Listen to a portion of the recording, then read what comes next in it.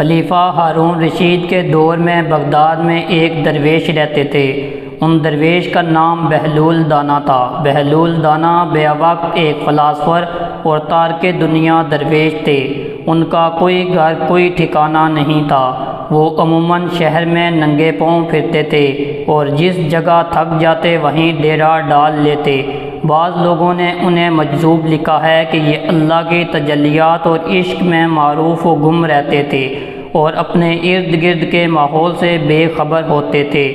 بہت کم لوگوں کی طرف اتفاق کرتے اور جب کبھی عوام الناس کی طرف منہ کرتے تو حکمت و دانائی کی بہت سی عجیب و غریب باتیں کرتے تھے، جس سے پتہ چلتا ہے کہ یہ اللہ کے بہت بڑے ولی کامل تھے۔ ان کا اصل نام وہب بن عمر رحمۃ اللہ علیہ تھا۔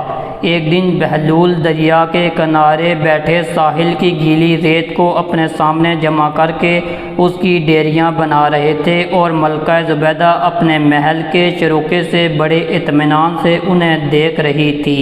وہ مٹی کی ڈیری بناتے اور پھر اپنے ہی ہاتھ سے اسے مسمار کر دیتے تھے۔ ملکہ چروکے سے اتر کر اپنی سہیلیوں کے ساتھ دریا کے کنارے آ گئی اور بہلول سے پوچھا، کیا کر رہے ہو بہلول دانا رحمۃ اللہ علیہ نے ادائے بے نیازی سے کہا، جنت کے محل بنا رہا ہوں۔ ملکہ نے سوال کیا کہ اگر تم سے یہ محل خریدنا چاہے تو کیا تم اس کو فروخت کرو گے؟ بہلول نے کہا، ہاں کیوں نہیں، میں بناتا بھی ہوں اور فروخت بھی کرتا ہوں۔ تو ملکہ نے بہلول سے پوچھا، تو بتاؤ پھر ایک محل کی قیمت کیا ہے؟ ملکہ نے سوال کرتے ہی بہلول دانا رحمۃ اللہ علیہ نے بے ساختہ کہا، 3 درہم۔ ملکہ زبیدہ نے اسی وقت اپنی کنیزوں کو حکم دیا کہ بہلول کو 3 درہم ادا کیے جائیں اور ادا کر دیے گئے۔ یہ تمام واقعہ ملکہ نے اپنے شوہر خلیفہ ہارون رشید کو بتایا۔ خلیفہ نے اس وقت واقعے کو مذاق میں ٹال دیا۔ رات کو جب خلیفہ ہارون رشید سوئے تو انہوں نے خواب میں جنت کے مناظر دیکھے، آبشاریں دیکھی، نہریں دیکھی اور پھل پھول کے علاوہ بڑے اونچے اونچے محلات بھی دیکھے۔ ایک سرخ یاقوت کے بنے ہوئے محل پر انہوں نے زبیدہ کا نام۔ خلیفہ ہارون رشید نے سوچا کہ اندر جا کے دیکھوں تو صحیح، کیونکہ یہ میری بیوی کا گھر ہے۔ وہ محل میں داخل ہونے کے لیے جیسے ہی دروازے پر پہنچے تو انہیں ایک دربار نے روک لیا۔ ہارون رشید کہنے لگے کہ اس پر تو میری بیوی کا نام لکھا ہوا ہے، اس لیے مجھے اندر جانا ہے۔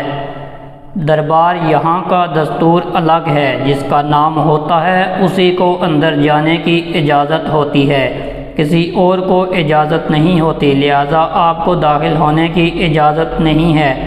جب دربان نے ہارون رشید کو پیچھے ہٹایا تو ان کی آنکھ کھل گئی۔ بیدار ہونے پر فوراً خیال آیا کہ مجھے تو لگتا ہے کہ بہلول کی دعا زبیدہ کے حق میں اللہ رب العزت کے ہاں قبول ہو گئی ہے۔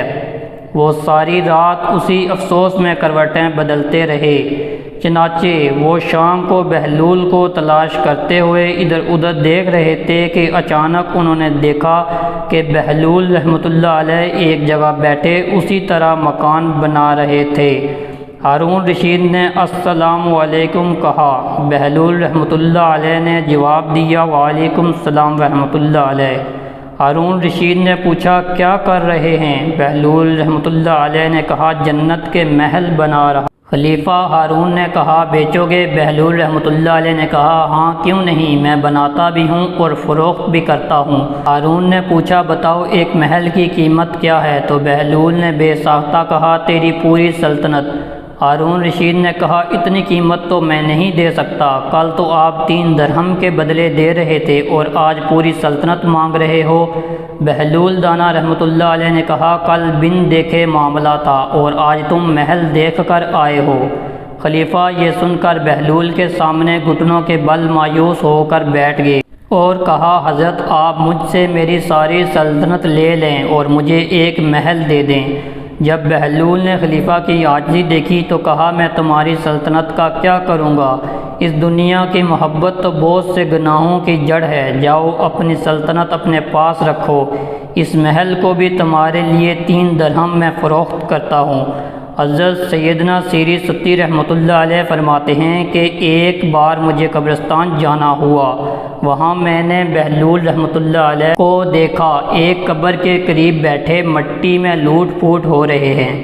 میں نے پوچھا آپ یہاں کیوں بیٹھے ہیں؟ جواب دیا میں ایسی قوم کے پاس ہوں جو مجھے اذیت نہیں دیتی اور اگر میں غائب ہو جاؤں تو میری غیبت نہیں کرتی۔ میں نے عرض کی روٹی مہنگی ہو گئی ہے، تو فرمانے لگے اللہ عز و جل کی قسم مجھے کوئی پرواہ نہیں، اگرچہ ایک دانہ 1 دینار کا ملے، ہم پر اس کی عبادت فرض ہے جیسا کہ ہمیں حکم دیا ہے، اور ہمارا رزق اس کے ذمہ ہے جیسا کہ اس نے ہم سے وعدہ کر رکھا ہے۔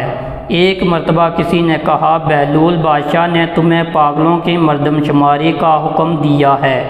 فرمایا اس کے لیے تو ایک دفتر درکار ہوگا، ہاں اگر ایک دانہ گننے کا حکم ہوتا تو انگلیوں پر گنے جا سکتے ہیں۔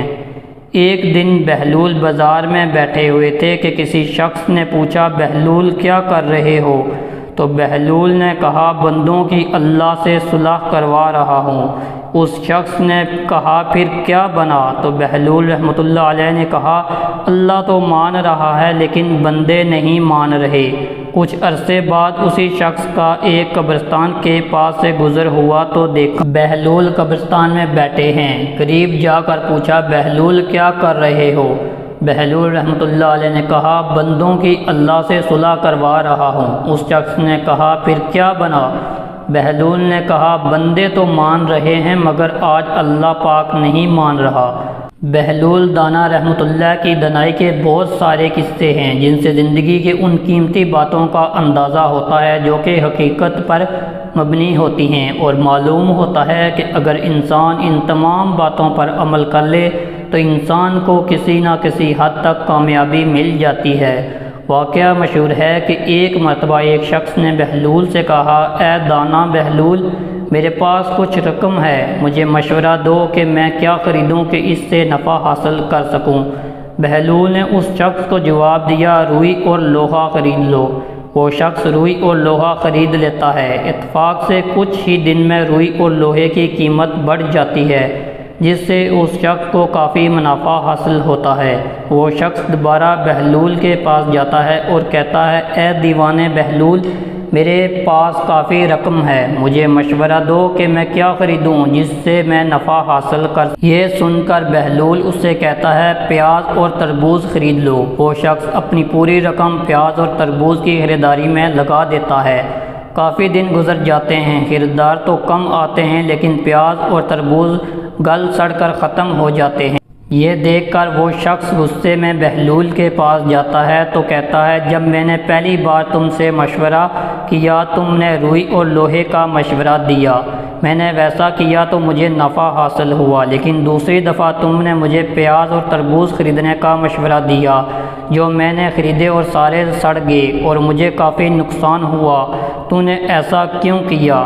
یہ سن کر بہلول رحمۃ اللہ علیہ مسکرائے اور کہا پہلے تم نے مجھے دانا بہلول کہہ کر پکارا تھا تو میں نے تمہیں مشورہ بھی دانائی سے دیا تھا، لیکن دوسری مرتبہ تم نے مجھے دیوانہ بہلول کہہ کر پکارا تھا اور میں نے دیوانہ بن کر تمہیں مشورہ دیا تھا۔ یہ مثال واضح کرتی ہے کہ آپ کے الفاظ معنی رکھتے ہیں اور آپ کے وہ الفاظ جو کسی کے مرتبے اور بڑائی میں اضافہ کرتے ہیں اور کسی کو اچھے بھی لگتے ہیں، اور دوسری طرف آپ کے الفاظ تکلیف پہنچانے والے ہوں اور اس کی تذلیل کرنے والے ہوں تو اس کو اس بات کا برا بھی لگے گا، وہ آپ کی ذات میں برا ہی سوچے گا۔ بہلول دانا کے بارے میں آخری واقعہ آپ کو سناتے ہیں کہ ایک دن آپ بادشاہ کے پاس گئے جو اس وقت کچھ سوچ رہا تھا۔ آپ نے پوچھا سوچتے کیا ہو؟ بادشاہ نے کہا میں اس وقت دنیا کی بے وفائی پر غور کر رہا ہوں کہ اس بے وفا نے کسی سے بھی نباہ نہیں کی۔ آپ نے کہا اگر دنیا وفادار ہوتی تو تم آج بادشاہ کیوں کر بن سکتے؟ بس اس قصے کو جانے دو اور کچھ سوچو۔ ایک دفعہ بارش کی کثرت سے اکثر قبروں میں ایسے شگاف پڑ گئے کہ مردوں کی ہڈیاں اور کھوپڑیاں نظر آنے لگی۔ بہلول قبرستان میں چند کھوپڑیاں سامنے رکھے دیکھ رہے تھے کہ اتفاقاً بادشاہ کی سواری بھی آ نکلی۔ اس نے انہیں اس شغل میں مصروف دیکھ کر پوچھا، بہلول کیا دیکھ رہے ہو؟ آپ نے فرمایا، تمہارا اور میرا دونوں کا باپ مر چکا ہے۔ میں یہ دیکھ رہا ہوں کہ تمہارے باپ کی کھوپڑی کون سی ہے اور میرے باپ کی کھوپڑی کون سی ہے۔ بادشاہ نے کہا، کیا مردہ امیر و غریب اور شاہ و گدا کی ہڈیوں میں بھی کچھ فرق ہوا کرتا ہے کہ پہچان لوگے؟ بہلول دانا نے کہا، پھر 4 دن کی جھوٹی نمود پر بڑے لوگ مغرور ہو کر غریبوں کو حقیر کیوں سمجھتے ہیں؟ بادشاہ قائل ہو گیا اور اس دن سے حلیمی اختیار کر لی۔ دوستو، یہی تھی ہماری آج کی ویڈیو۔ امید کرتے ہیں آپ کو پسند آئے گی۔ ملتے ہیں نیکسٹ ویڈیو میں، تب تک اپنا بہت سارا خیال رکھے گا، مجھے بھی اپنے دعاؤں میں یاد رکھے گا۔ ویڈیو کو لائک اینڈ شیئر کر دینا اور چینل کو سبسکرائب کر دینا۔ تب تک کے لیے اللہ حافظ۔